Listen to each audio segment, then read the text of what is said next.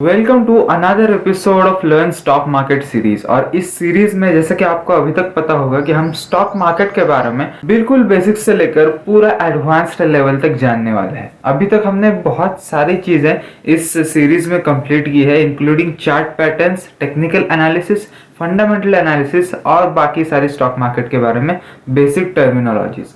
RSI का मतलब है रिलेटिव स्ट्रेंथ इंडेक्स। ईएमएस मतलब क्या है? Exponential moving averages. ये थे ईएमएस, आरएसआई और फेक आउट्स। अब वीडियो की शुरुआत में हमने एक बात की थी कि कैसे मैनिपुलेशन होता है। उसका भी एक बहुत अच्छा एग्जाम्पल यहाँ पे आपको मैं दिखाना चाहूंगा। बॉलीवुड एक्टर अरशद वारसी तो आपको पता ही होंगे। इन पे एक एलिगेशन लगा था स्टॉक मार्केट मैनिपुलेशन का सेबी ने। ये वही स्टॉक है जिसका मैनिपुलेशन किया गया था, ऐसे न्यूज थी। साधना ब्रॉडकास्ट लिमिटेड ये स्टॉक है और बीएसई पे लिस्टेड है। यहाँ पे आप देख सकते हो क्लियर कट मैनिपुलेशन के साइंस कैसे दर्शाता है एक स्टॉक। पहले तो स्टॉक के प्राइजेस बढ़ने लगता है। यहाँ पे आप देखें तो स्टॉक के प्राइजेस में मूवमेंट बिल्कुल भी नहीं है। मतलब कैंडल्स बन ही नहीं रही है। मतलब स्टॉक की प्राइस एक दिन पर जिस पे ओपन होती है उसी प्राइस पे पूरा दिन रह रही है और दूसरे दिन सडनली इस पे एक गैप अप ओपनिंग हो जाता है और उसी पे दिन भर प्राइस रहती है। फिर उसके बाद एक और गैप अप ओपनिंग होता है। मतलब प्राइस में मूवमेंट तो कुछ नहीं है, आप इंट्राडे नहीं कर सकते स्टॉक में, लेकिन डे बाय डे प्राइस बढ़ती तो जाती है। देखिए मैनिपुलेशन भी ऐसे एक दिन में नहीं होता, उसके लिए भी कुछ स्टेप्स होती है और कुछ चीजें करनी पड़ती है ताकि स्टॉक की प्राइस मैनिपुलेट की जा सके। पहले तो जिसके पास बहुत सारे फंड्स है वो एक पेनी स्टॉक चूज करता है। जैसे कि अभी ये देखिए, सिर्फ मैं 2-1.5 रुपए का ये स्टॉक है, ऐसे स्टॉक्स को चूज किया जाता है। अभी स्टॉक की प्राइस अगर आप देखें तो लगातार गिर रही थी, लेकिन इसमें इतनी इन्वेस्टमेंट की जाती है कि स्टॉक की प्राइस इतनी लेवल तक बढ़े कि इसके बारे में लोगों को अभी सेंटिमेंट पॉजिटिव लगने लगे। यहाँ पे आप वो देख सकते हो, प्राइस में एक रिवर्सल हमको यहाँ पे देखने को मिला, राइट। अभी जब इसकी प्राइस इतनी बढ़ाई जाती है तब इसके बारे में पॉजिटिव न्यूज़ फैलाई जाती है, या फिर इस स्टॉक को प्रमोट करवाया जाता है, या फिर इस स्टॉक के बारे में टिप्स फैलाई जाती है कि ये स्टॉक खरीदो, इसकी प्राइस इतने 10 रुपये जाने वाली है। और 1 रुपये का स्टॉक है और 10 रुपये पे चला गया तो लोग बहुत बड़ी अमाउंट इसमें लगा देते हैं। और जैसे ही रिटेल ट्रेडर्स इस स्टॉक की तरफ अट्रैक्ट होने लगते हैं तभी किसी बड़े प्लेयर के द्वारा इस स्टॉक के बहुत ह्यूज चंक्स उठाए जाते हैं। मतलब यहाँ पे आप नीचे वॉल्यूम के स्पाइक्स देख सकते हो कितने बड़े हैं। नेचुरली इसके प्राइस में हमको उछाल देखने को मिलता है। देखिए कितने ह्यूज गैप ऑफ ओपनिंग्स इस स्टॉक में हमको देखने को मिल रहे हैं। मतलब इस लेवल के गैप अप मैं सिर्फ ऊपर स्क्रॉल करते जा रहा हूँ और इसके गैप ऑफ ओपनिंग्स जो है वो खत्म ही नहीं हो रहे हैं। मतलब इतनी बड़ी मात्रा में इसमें इन्वेस्टमेंट की जाती है और जो स्टॉक 1 रुपए को था उसकी प्राइस 35 रुपीज हो गई थी।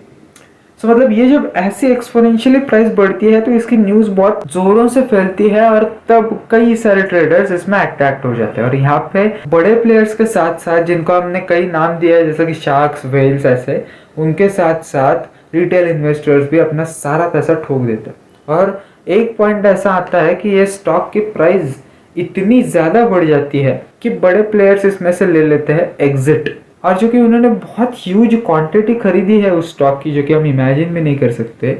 इतनी ज़्यादा क्वांटिटी एक ही बार में मार्केट से जाने के बाद इस स्टॉक में आता है इतना ह्यूज डंप। जो अभी गैप अप ओपनिंग्स हो रहे थे वही अभी गैप डाउन ओपनिंग्स हो रहे हैं और स्टॉक के प्राइसेस दिन ब दिन लगातार गिरते जाते हैं और जो रिटेल इन्वेस्टर्स है उनको बहुत ज़्यादा घाटा होता है।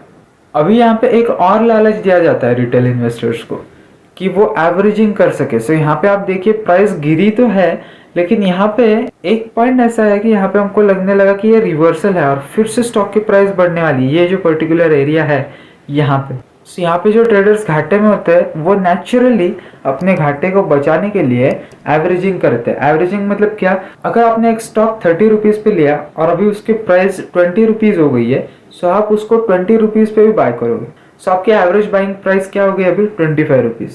फिर से वो स्टॉक नीचे जाता है तो फिर से आप बाय करोगे। इसको कहा जाता है एवरेजिंग, ताकि आपकी बाइंग प्राइस एवरेज होके कम हो सके और आपको प्रॉफिट ज्यादा हो सके। ये तभी किया जाता है जब आपको पता हो कि ये स्टॉक में सच में रिवर्सल आने वाला है, तभी ये किया जाता है। और एवरेजिंग भी ज्यादा नहीं किया जाता। मतलब जब भी स्टॉक गिरेगा तब हर पॉइंट पे आप एवरेजिंग नहीं करोगे।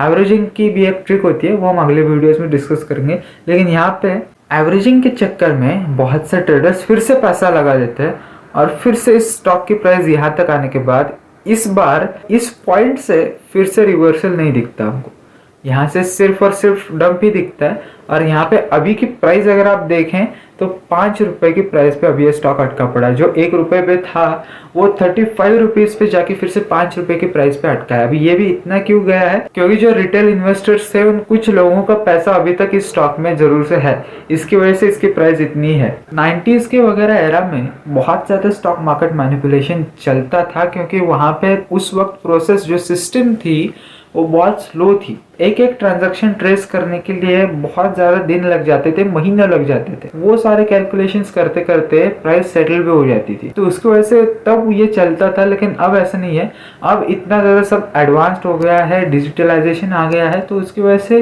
प्राइसेस में जो उतार चढ़ाव, इसको वैसा कहा जाता है, पंप और डंप भी इसको कहा जाता है। बहुत ज़्यादा तेज़ी से पंप और डंप आने की वजह से इसको ऐसा नाम दिया गया है। लेकिन अभी इस एरा में जब से इंटरनेट आया है तब से ये सारी चीज़ें जो स्क्रूटनी है वो बहुत ज़्यादा तेज़ हो चुकी है। तो ये जो चीज़ें हैं वो जल्द से जल्द सामने आ जाती है और उस पर एक्शन भी ली जाती है। वरना ये अभी मैनिपुलेशन है, यही मैनिपुलेशन 90s में किया जाता है तो ये महीनों तक चलता, और बहुत से नए ट्रेडर्स या फिर पुराने ट्रेडर्स भी इसमें फंस जाते। इससे बचने के लिए एक ही तरीका है, आप अच्छे से ट्रेडिंग सीखो, फ्री मार्केट में घुसो। पहले मार्केट में घुस के फिर ट्रेडिंग सीखने का कोई मतलब नहीं है।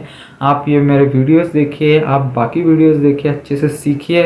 1000 रुपये के साथ अपनी इन्वेस्टमेंट स्टार्ट कीजिए और उसके 2000 जब हो जाएंगे, जब आपको कॉन्फिडेंस आ जाएगा, तब आप अच्छी इन्वेस्टमेंट बड़ी अमाउंट में कर सकते हैं। बाकी हमारे चैनल को आप फॉलो करते ही रहिएगा ताकि आप इन चीज़ों में ना फंसो। जैसे आपको अच्छी चीज़ स्टॉक मार्केट में जाननी इंपॉर्टेंट है, वैसी है कि डार्क साइड भी जाननी बहुत ज़्यादा इंपॉर्टेंट है। मिलते हैं नेक्स्ट वीडियो में, तब तक के लिए कीप ट्रेडिंग।